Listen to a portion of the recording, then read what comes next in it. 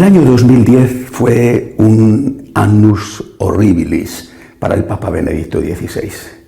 Los grandes medios de comunicación del mundo, de mayoría liberal y anticatólica, se pusieron de acuerdo para pedir la renuncia del Papa, alegando que no había actuado con diligencia en algunos casos de abusos sexuales a menores por parte de sacerdotes. Fue un año terrible y yo recuerdo que en ese año lo que experimenté también junto al dolor al ver cómo era atacado el Papa fue la sorpresa y el dolor de ver cómo la mayor parte de los obispos del mundo le dejaban solo. No acudían, no salían en su defensa.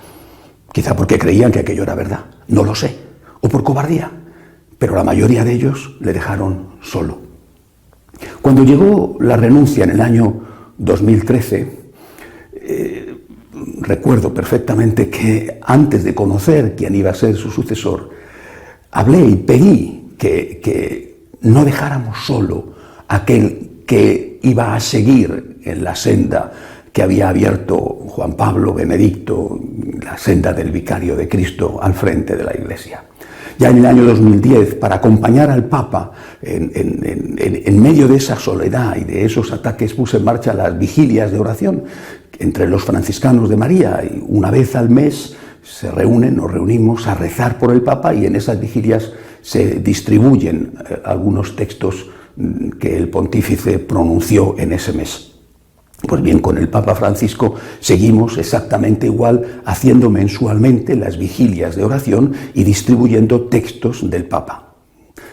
Repito, me prometí a mí mismo y pedí a los franciscanos de María que no dejáramos solo al pontífice, fuera el que fuera. Salió elegido el Papa Francisco, hemos seguido rezando por él.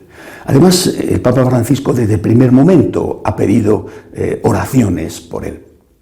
Insiste en que recemos por él.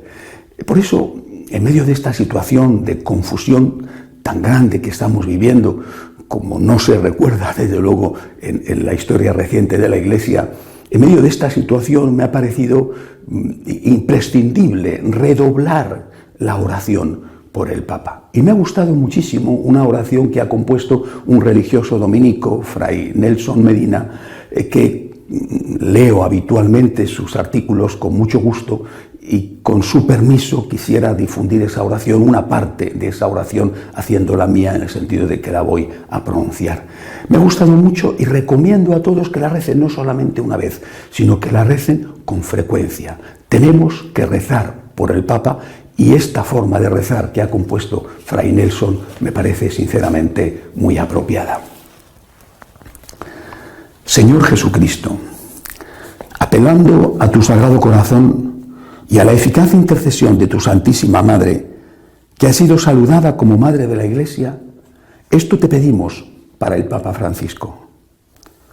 Que tus llagas santas, Jesús, no se aparten de sus ojos, que simplemente no pueda olvidar el precio de amor que has pagado para que el demonio sea derrotado, los ídolos derribados, la muerte vencida, el pecado perdonado, y se abran las puertas de la gloria eterna a quienes creen y confiesan la fe. Que sus oídos sientan una alarma fuerte cada vez que las trampas del enemigo quieran persuadirlo de mezclar las aprobaciones del mundo o las presiones de la sociedad con la grandeza y pureza del mensaje de salvación que tú le has encomendado como sucesor de Pedro. Que su boca reciba una gracia renovada, de modo que su palabra, apartándose de toda ambigüedad, defienda con claridad la sana doctrina, mientras sigue llamando a todos a la unidad en Cristo para la gloria de Dios Padre.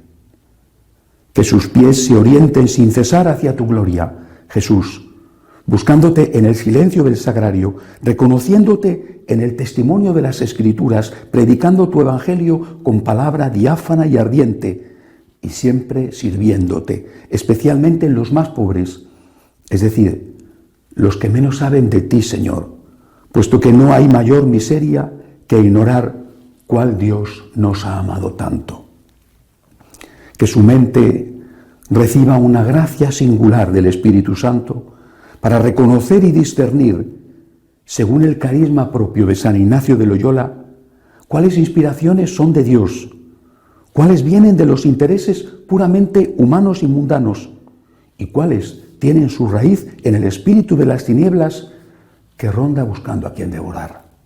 Que sus manos realicen cada vez mejor la labor de cuidar el rebaño tuyo, Jesucristo, de modo que sea físicamente incapaz de firmar o apoyar lo que ensucia, confunde, degrada o niega la fe, la que defendieron los mártires, y en cambio tenga pulso firme para guiar el timón y conducir de nuevo la nave de la Iglesia a su ruta propia, más allá de los escollos e intereses de este mundo que pasa. Y finalmente te pedimos, Señor Jesucristo, que el corazón del Papa sea sumergido en el fuego de tu propio corazón, de modo que pueda corregirse de sus faltas, ya que todos las tenemos, y pueda predicarnos con fuerza y mucha luz sobre las raíces de nuestros pecados y de los males que hoy se ciernen sobre la Iglesia. Recemos por el Papa. Eso se lo pido a todos, también a los que le critican. Si nosotros creemos de verdad en Dios, tenemos que creer en el poder de la oración. Ellos, nuestros enemigos de dentro de la Iglesia, los que atacan la tradición, los que quieren cambiarlo todo, los que quieren hacer la nueva Iglesia, ellos no creen. Pero si nosotros creemos, tenemos que creer en el poder de la oración. Y por eso, lo primero que tenemos que hacer es rezar. Rezar por el Papa. Rezar por el Papa para que sea fiel a su extraordinaria misión, única misión, de ser el vicario de Jesucristo. El vicario de Jesucristo, no el superior de Jesucristo. El vicario de Jesucristo. Por favor, recemos por el Papa. No le dejemos solo. Recemos por el Papa. Recemos, actuemos, defendiendo la fe con amor siempre, aunque nos cueste el honor y la vida. Recemos, actuemos y confiemos.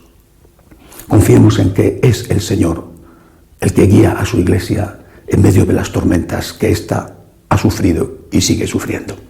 Hasta la semana que viene, si Dios quiere.